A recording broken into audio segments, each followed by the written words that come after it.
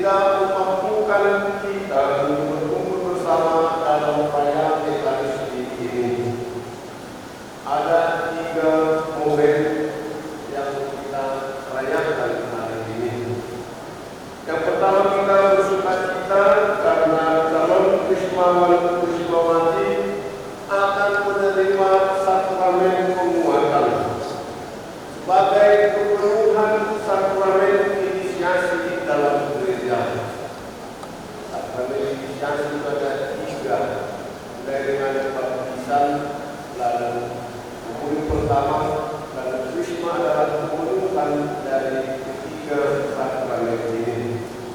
Hari ini kita juga merayakan ulang tahun ke-7 paroki kita, paroki Santo Yohanes Paulus II Namo Pecandu ini. Ini mengingatkan kita kembali akan kunjungan Santo Yohanes Paulus II ketika dia masih di Paus, mengunjungi dan ada di tempat ini. Dan yang ketiga, kalau kita merayakan hari pangan sedunia. Dalam sukacita ini Allah selalu memanggil kita untuk menjadi pewarta sabdanya di tengah dunia. Dan melalui tradisi ini kita mohon agar Allah memberikan kita kekuatan untuk menjalankan tugas perutusan itu sesuai kehendaknya. Saudara-saudari, agar mengakui dosa-dosa kita sebagai merayakan misteri suci ini, saya mengaku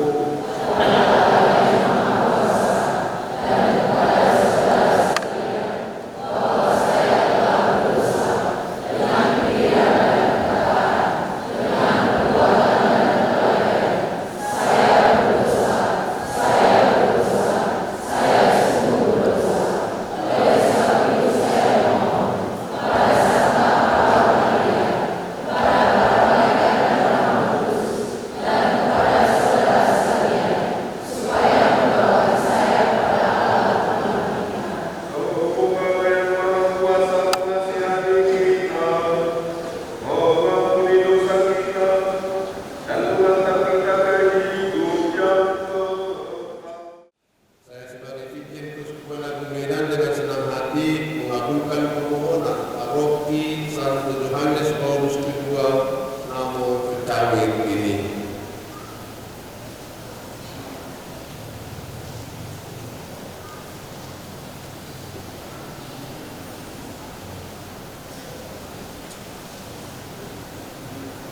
Silakan duduk.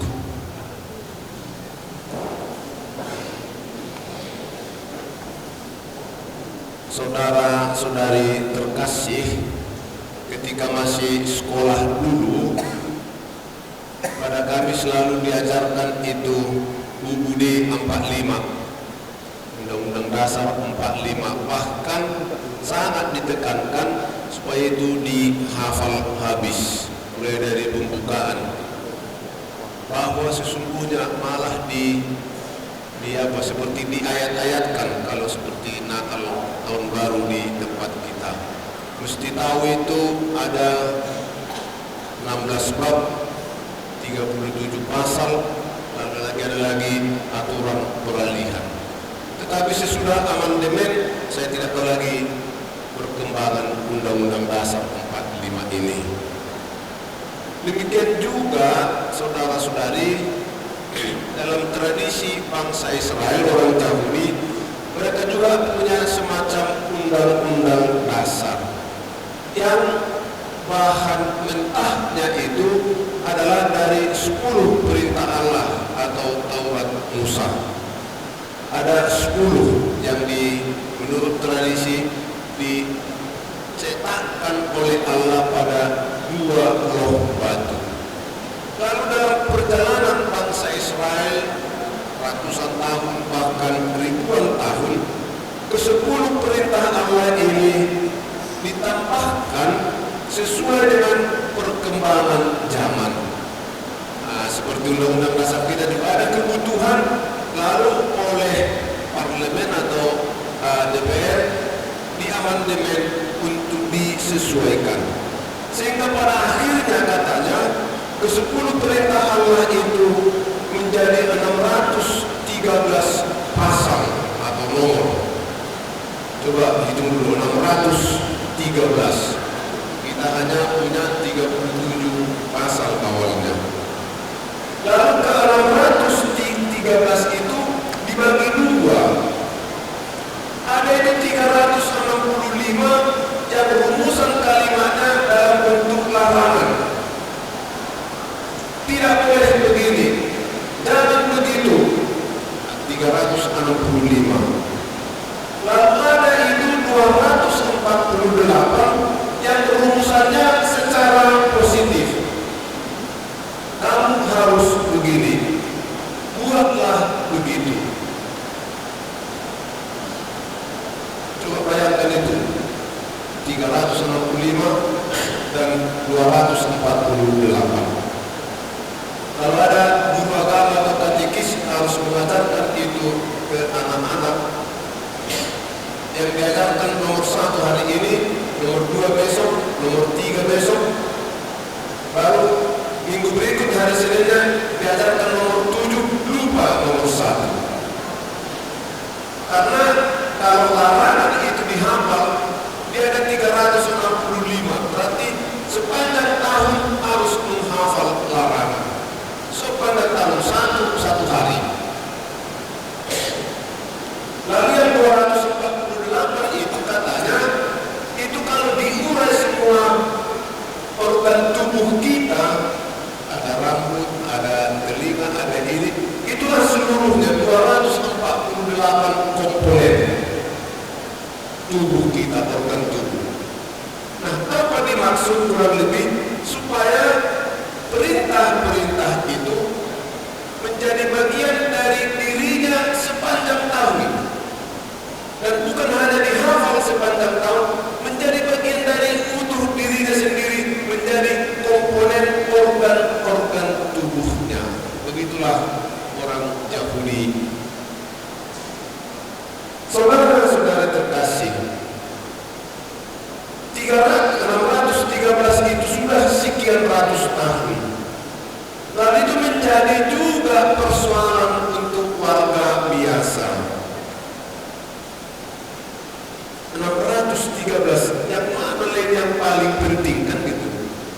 Yang mana lagi menjadi pokok, yang inti, yang dengannya bisa dihidupi? Maka dikatakan tadi, orang Farisi dan ahli Taurat datang untuk mencobai Yesus. Hukum manakah yang terutama dalam hukum Taurat? 10 hukum Taurat menjadi 613. Dari ini mana yang utama? Ini dari kelompok orang Farisi. Nah, ingat bacaan minggu lalu tentang apa? Nah, ini belum lagi 365. Masih.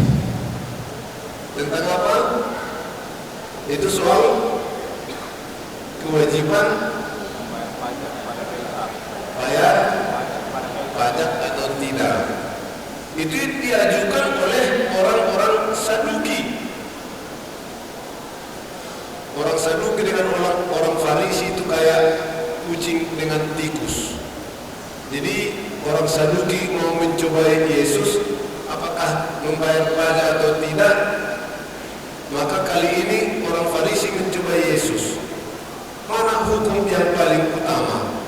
Minggu lalu orang Saduki merasa kalah, keok oleh Yesus, mengatakan yang kepada Kaisar beri, yang kepada Allah beri.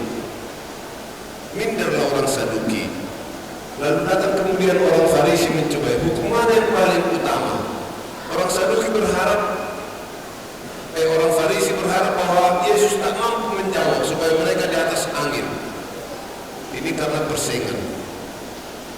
Nah, tetapi Yesus mengatakan, bagi Yesus ini bukan soal kalah dan menang, tetapi kesempatan bagi Yesus untuk meringkaskan seluruh ajaran perjanjian lama dan perjanjian baru sekaligus. Kesempatan untuk mengkumandangkan, mendeklarasikan hukum baru, yaitu hukum cinta kasih. Nah, perintah cinta kasih ini ada sebenarnya dalam perjanjian lama. Tapi begitulah selalu orang yang lama-lama itu lupa.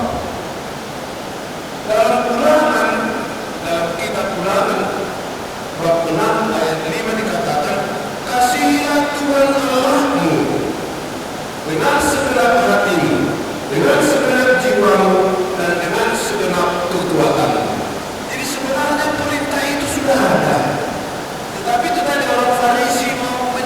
mencintai Yesus. Dan yang satu lagi dari Imamat bab 19 ayat 18. Kasihilah sesama manusia seperti dirimu sendiri. Jadi Yesus itu memadukan dua dari kitab Ulangan dan Imamat menjadi hukum yang utama. Mengasihi Allah dan mengasihi sesama. Mencintai Allah dan mencintai sesama. Persoalannya saudara-saudari, bagaimana kita mau mewujud nyatakan cinta kita itu kepada Allah? Dikatakan tadi, dengan segenap hati, dengan segenap jiwa, dengan segenap kekuatan. Hati itu boleh dikatakan simbol dari keberadaanku. Hati itu menjadi yang tak terpisahkan dari diri. Maka mencintai Yesus dengan segenap hati berarti mencintai Yesus dengan seluruh diri. Dengan adaku ini saya mencintai Dia. Mencintai jiwa dengan sepenuh jiwa berarti itu jiwa itu simbol dari hidup itu sendiri. Badan tanpa jiwa itu mati. Maka mencintai Allah dengan seluruh jiwa berarti kesediaan kita memberikan hidup kita kepadanya dengan seluruh kehadiran saya ini. Mencintai Allah bagi orang Yahudi dengan seluruh kekuatan ialah dengan apa yang dimiliki. Dengan kekuatan saya mencari nafkah, mengumpulkan harta benda, apa yang saya miliki. Mencintai Allah dengan seluruh kekuatan berarti menyerahkan apa yang saya miliki ini kepada Allah, bukan saya pemiliknya. Ini adalah anugerah Allah. Maka sekali lagi saudara-saudari, mencintai Allah dengan tiga komponen itu, adanya kita, jiwa kita, dan apa yang kita miliki, berarti seluruhnya itu harus kita serahkan kepada Allah. Dan inilah saudara-saudari yang kerap diutamakan oleh orang Yahudi lewat ritus. Dengan persembahan dia rasa sudah selesai. Tetapi Yesus mengingatkan juga harus mengasihi manusia sesamamu seperti dirimu. Jadi aspek vertikal itu mesti juga dibarengi dengan yang horizontal, dengan sesama kita. Saudara-saudari terkasih, dan inilah yang diungkapkan sebenarnya dalam bacaan pertama tadi. Ya, sangat keras dikatakan itu. Jangan kamu melukai janda atau yatim piatu. Kalau itu kamu lakukan dan mereka berseru-seru kepadaku, saya akan mendengarkan seruan mereka dan saya akan membunuhmu, supaya kamu tahu istrimu menjadi janda, anak-anakmu menjadi yatim atau piatu. Jangan kamu meminjamkan uang kepada salah seorang dari umatku, yakni orang miskin di antaramu. Dan janganlah berlaku sebagai penagih hutang terhadap dia. Dan janganlah kamu bebankan bunga uang kepadanya. Jadi sebenarnya dalam bacaan pertama itu tadi sudah beberapa hal disampaikan kepada umat sebagai aplikasi daripada cinta akan Allah, yaitu mencintai sesama seperti dirimu sendiri. Siapa suka dibebankan pinjaman dengan hutang, dengan umat, apalagi rentenir, pinjam 100.000 harus dikembalikan 125.000, berapa persen itu? 25% bunganya. Kita tidak mau itu, maka jangan buat itu kepada orang. Seorang janda, yatim piatu dalam tradisi orang Yahudi adalah orang yang tidak punya pelindung, karena suamilah ketika itu menjadi pelindung, yang tidak punya sesuatu untuk diandalkan diandalkan, dianggarkan. Orang yang sudah ketergantungan akan hidupnya sudah diputus. Orang tidak mau itu, posisi itu. Maka jangan lukai. Karena kita yang tidak mau pada kondisi itu, tidak mau dilukai, demikian juga kamu perlakukan kepada orang lain. Cinta akan Allah, cinta akan sesama. Dan ini saudara-saudari sangat kuat dalam diri pelindung paroki kita, Santo Yohanes Paulus II. Kalau saya tidak salah, dalam sejarah kepausan, Paus Yohanes Paulus II inilah paus yang paling panjang perjalanannya, yang paling banyak tempat dia kunjungi, meskipun kondisinya sakit, terutama setelah dia ditembak oleh ahli angka ketika itu. Sudah lemah, tetapi beliau berprinsip bahwa gembala itu mesti mengunjungi umatnya. Dan itulah yang diharapkan oleh domba-domba, bahwa gembala itu hadir. Dan itulah wujud cinta kepada Allah dalam diri Santo Yohanes Paulus II ini. Mau ada di antara umatnya, dan untuk itu dia menempuh perjalanan keliling dunia. Dan semangat itulah saudara-saudara yang mestinya dihidupkan dalam diri para saudara-saudara yang menerima Krisma ini. Cintakan Allah, supaya jangan menjadi teori saja, tetapi mesti dihidupi. Kemarin sore ada sharing dari seorang pastor Ramlan, orang Batak, yang bermisi di Brazil, di hutan Amazon, dengan semua orang Indian itu, kampung-kampung itu. Dia sudah 7 tahun di sana. Dia sharing kemarin di Jakarta dalam pertemuan alumni seminari. Apa yang menarik ialah bahwa Injil itu, katanya dari pengalaman, tidak mesti diterapkan seperti kita menerapkan kita suci kalau ada pertemuan lingkungan, KKS, tidak ada artinya itu katanya. Apa yang saya bilang, menerapkan Injil lalu kita hidupi itu karena dia tinggal di kampung-kampung itu, tidak ada pastoran. Misalnya katanya, menerapkan hendaklah kamu mengampuni. Maka ketika dia sudah menerapkan 5 menit cukup katekesi katanya. Lalu dalam hidup bersama, kalau ada yang mulai berkelahi, ada ini, mulai dia bagaimana tadi Injil itu mengampuni. Begitulah katanya, cintakan Allah itu dihidupi. Tidak ada banyak-banyak teori. Jangan terangkan kita suci itu panjang-panjang. Ini saudara-saudari terkasih, bagaimana kita tahu tentang kita suci baik, tahu teori baik, tetapi sekali lagi Injil hari ini dalam perintah Yesus itu, mencintai Allah itu mesti diwujudkan dengan mencintai sesama. Jangan katakan kepadamu, Tuhan terima kasih atas anugerah ini, atas suara saya yang bagus, atas apa yang saya miliki, rezeki ini, kalau Anda tidak mau berbagi. Jangan katakan itu. Syukurmu itu tidak berkenan pada Allah.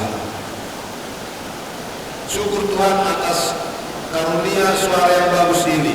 Maka ketika temanmu mengatakan, ayo ibu latih dulu korkiden supaya mantap, beri.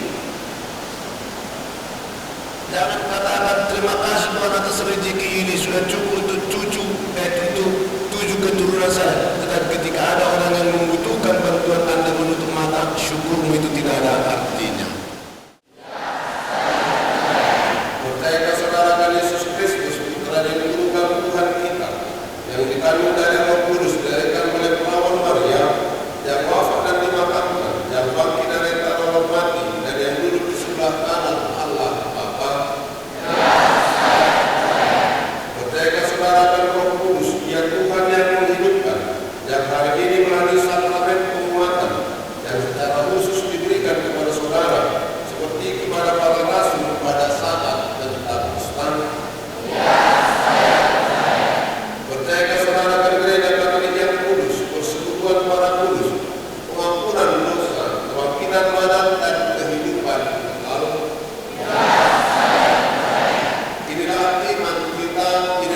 imam gereja, dan kita dimuliakan dengan menyatakannya dalam Kristus Yesus Tuhan kita.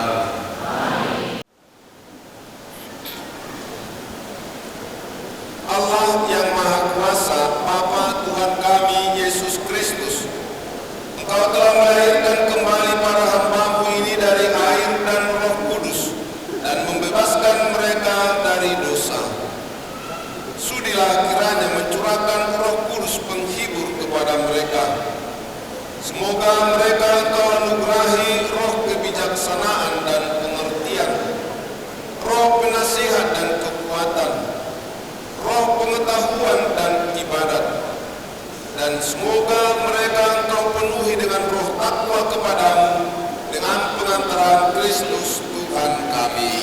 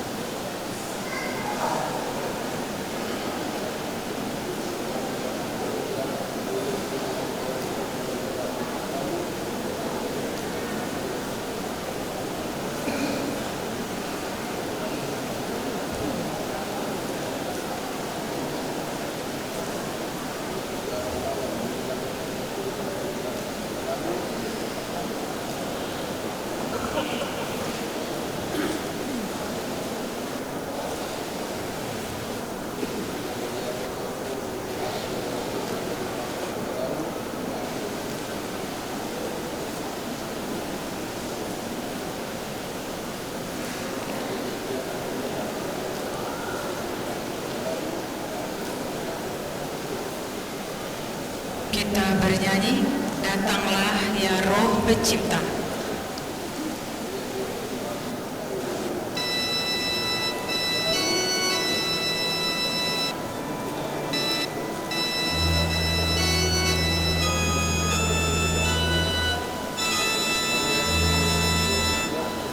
Datanglah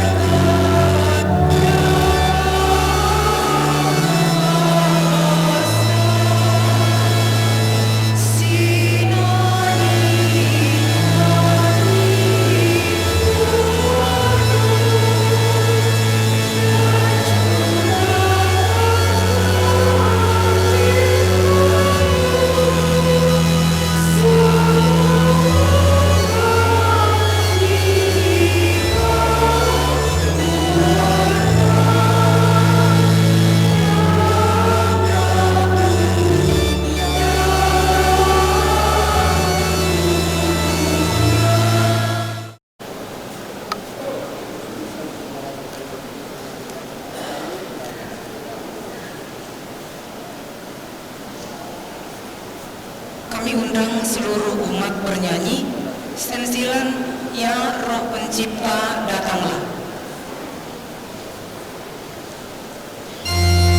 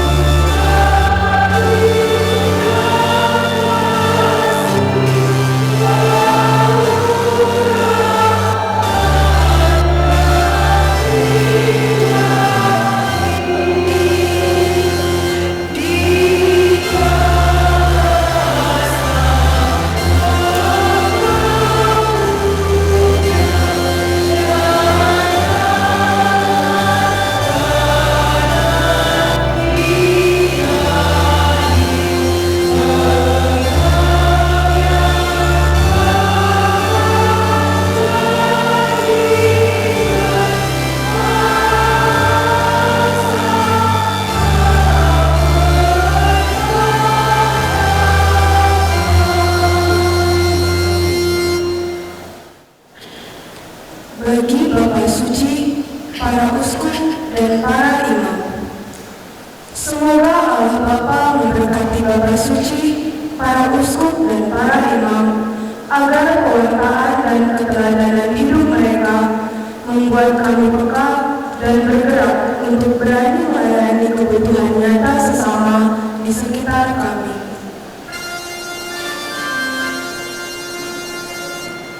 Marilah kita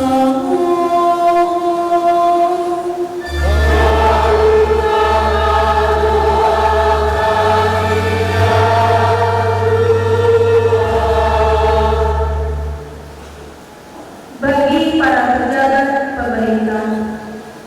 Semoga Allah Bapa menerangi para pejabat pemerintah dengan sinar Roh Kudus-Nya, agar dalam menjalankan tugas pelayanan kepada masyarakat, mereka selalu berpegang pada hukum kasih terhadapnya dan sesama. Marilah kita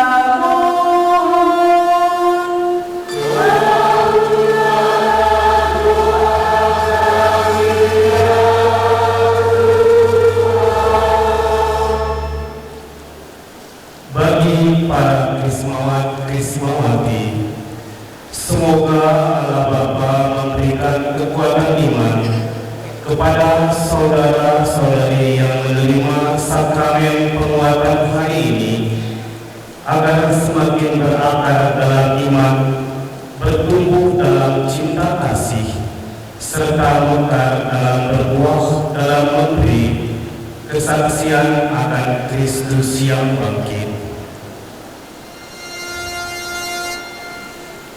Marilah kita mohon.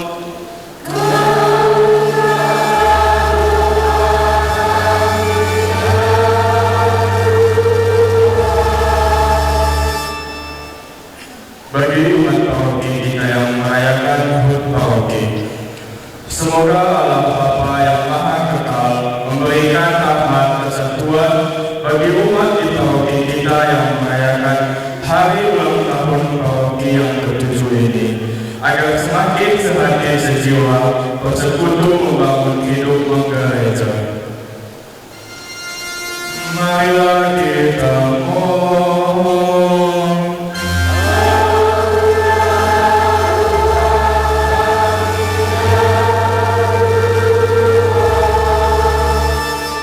Bagi umat Paroki kita yang merayakan Hari Pangan Sedunia, semoga Allah Bapa membimbing umat Paroki kita agar senantiasa menyadari panggilan kita dalam menjaga, merawat dan memelihara ciptaannya demi kelangsungan hidup bersama, dan akhirnya semakin rela berbagi pangan dengan sesama sebagai perwujudan cinta kasih kita kepada mereka.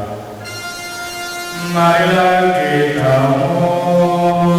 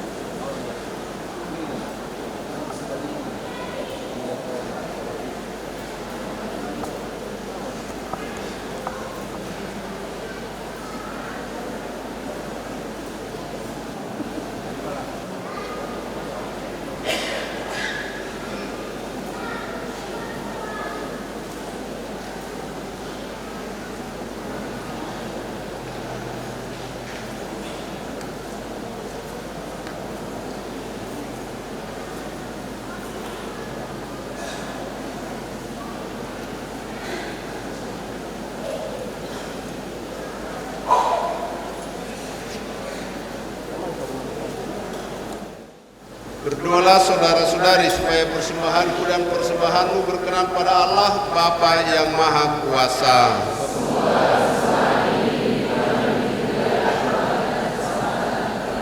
serta seluruh umat Allah yang kudus. Ya Allah, kami mohon pandanglah anugerah yang kami persembahkan ke hadirat-Mu yang maha tinggi. Semoga buah pelayanan kami lebih terarah kepada kemuliaan-Mu dengan pengantaran Kristus Tuhan kami. Amin. Tuhan bersamamu. Dan bersama rohmu. Marilah mengarahkan hati kepada Tuhan.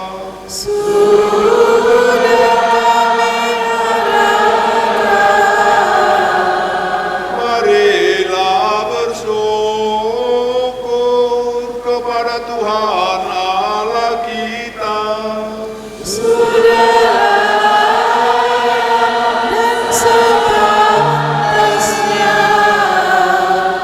Sungguh pantas dan benar, layak dan menyelamatkan bahwa kami selalu dan dimanapun bersyukur kepadamu Tuhan Bapa yang kudus, Allah yang maha kuasa dan kekal. Sungguh tak terhingga kemuliaan-Mu, Engkau menopang makhluk yang fana dengan kelahan-Mu, dengan mengubah kodrat yang menyebabkan kami jatuh menjadi sarana keselamatan kami. Engkau menyembuhkan kami yang fana ini dengan pengantaran Kristus Tuhan kami. Dengan pengantaran Kristus itu, para malaikat yang bersukacita di hadapan-Mu dalam keabadian menyembah keagungan-Mu. Kami mohon perkenankanlah kami memadukan suara dengan mereka dalam sukacita bersama sambil bernyanyi.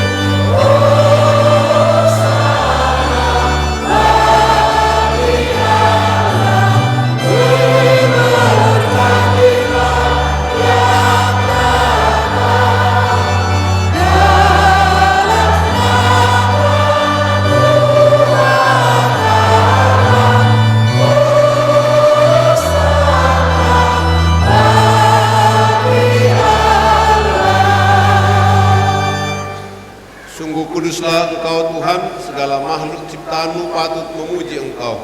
Sebab dengan pengantaran Putra-Mu Tuhan kami Yesus Kristus dan dengan daya kekuatan Roh Kudus, Engkau menghidupkan dan menguduskan segala sesuatu. Dan Engkau tak henti-hentinya menghimpun umat bagi-Mu, sehingga dari terbit matahari sampai terbenamnya kurban yang murni dipersembahkan bagi nama-Mu.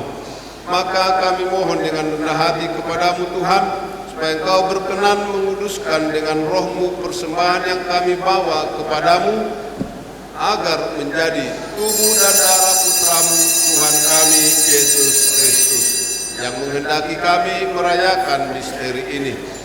Sebab pada malam Dia dikhianati, Dia mengambil roti dan sambil mengucap syukur kepadamu, Dia mengucap berkat, memecah-mecahkan, lalu memberikannya kepada murid-muridnya seraya berkata, "Terimalah dan makanlah kamu semua. Inilah tubuhku yang diserahkan bagimu."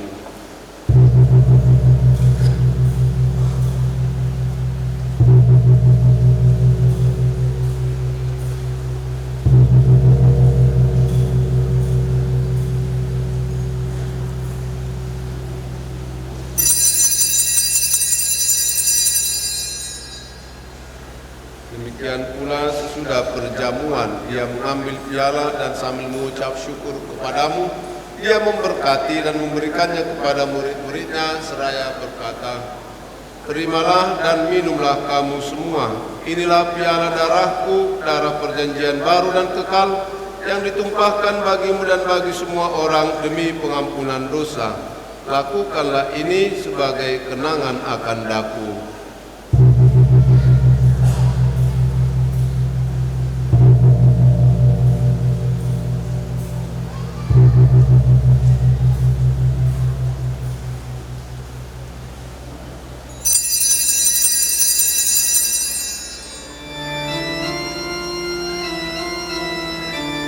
Agunglah misteri iman kita.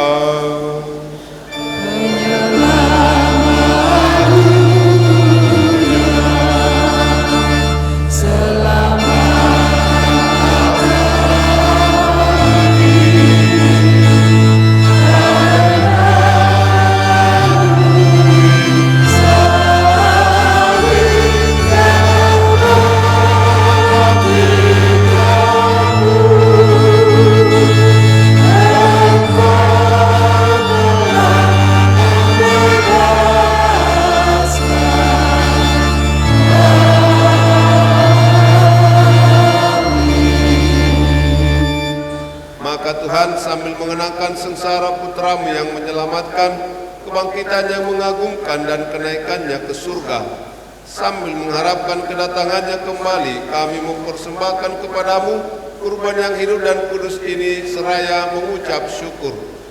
Kami mohon, pandanglah persembahan gerejamu dan indahkanlah korban yang telah mendamaikan kami dengan Dikau.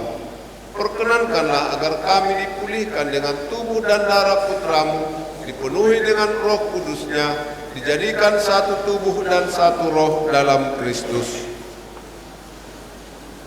Semoga kami disempurnakan olehnya menjadi persembahan abadi bagimu, agar kami pantas mewarisi kebahagiaan surga bersama para pilihanmu, terutama bersama Santa Perawan Maria Bunda Allah, Santo Yosef mempelainya, para rasulmu yang kudus, para martirmu yang jaya, bersama Santo Yohanes Paulus II, pelindung paroki kami ini, dan semua orang kudus yang melalui doa-doa mereka di hadapan-Mu senantiasa menolong kami.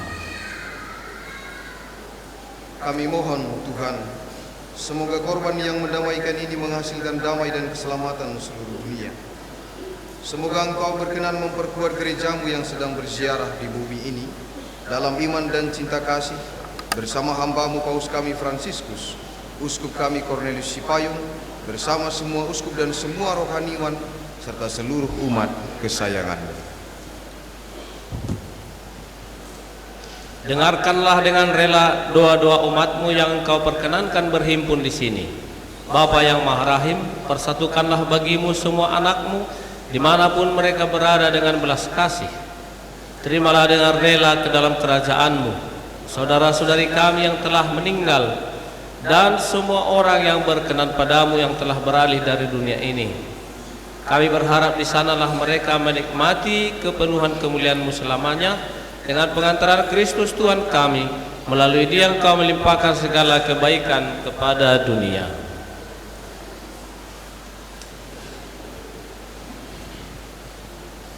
Dengan pengantaran Dia, bersama Dia dan dalam Dia, bagi-Mu Allah Bapa yang Maha Kuasa, dalam persekutuan dengan Roh Kudus, segala hormat dan kemuliaan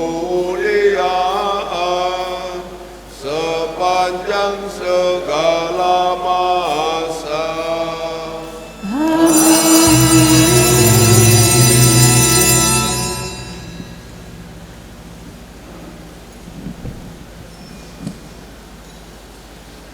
Atas petunjuk penyelamat kita dan menurut ajaran ilahi, maka beranilah kita berdoa.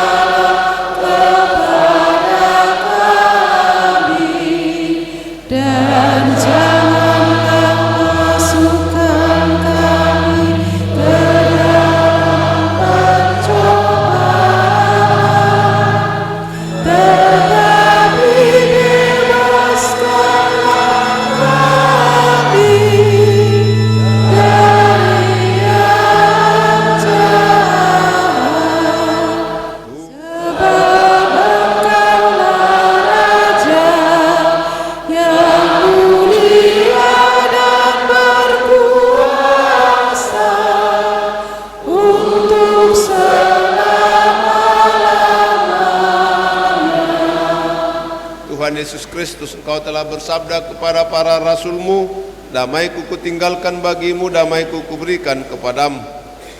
Janganlah memperhitungkan dosa kami, tetapi perhatikanlah iman gereja-Mu dan berilah kami damai dan kesatuan sesuai dengan kehendak-Mu. Engkau yang hidup dan meraja sepanjang segala masa. Amin. Semoga damai Tuhan selalu bersamamu. Dan bersama rohmu. Domba Allah, dialah Dia yang menghapus dosa dunia. Berbahagialah saudara-saudara yang diundang ke perjamuan anak domba. Tuhan, saya tidak pantas Engkau datang pada saya, tetapi bersabdalah saja, maka saya akan sembuh.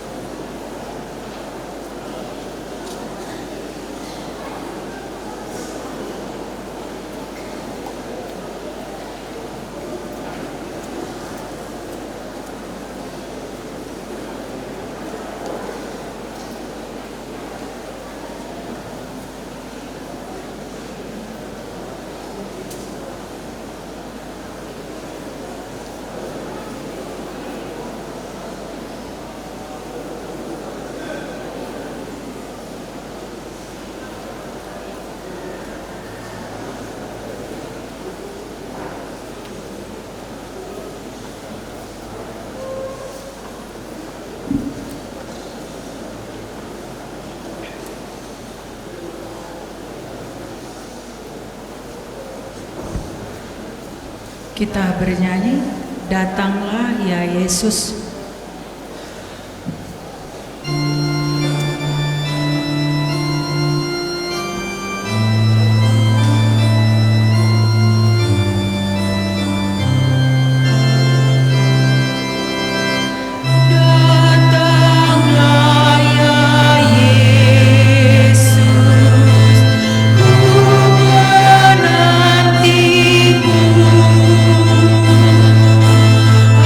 Hatiku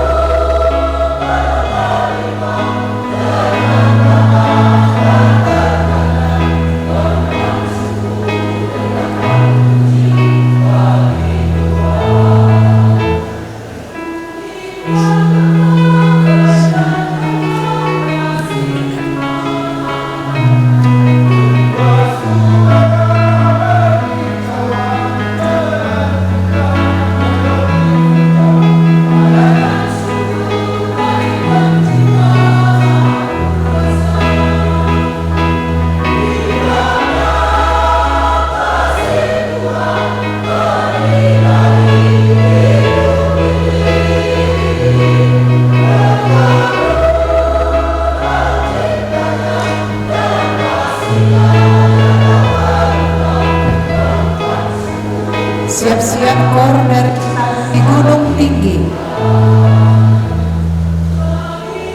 Amen.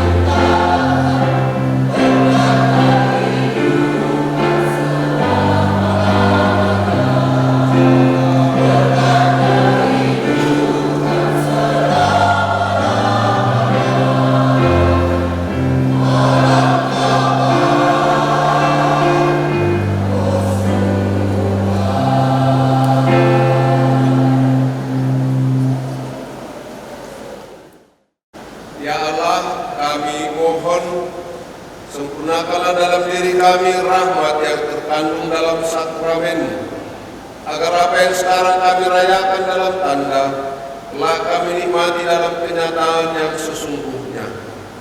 Dan semoga dengan penerimaan sakramen penguatan dan perayaan syukur ulang tahun paroki kami yang ke-7 dapat membantu kami semakin peka akan kebutuhan sesama dan juga semakin setia melaksanakan kehendak-Mu. Dengan pengantaran Kristus Tuhan kami.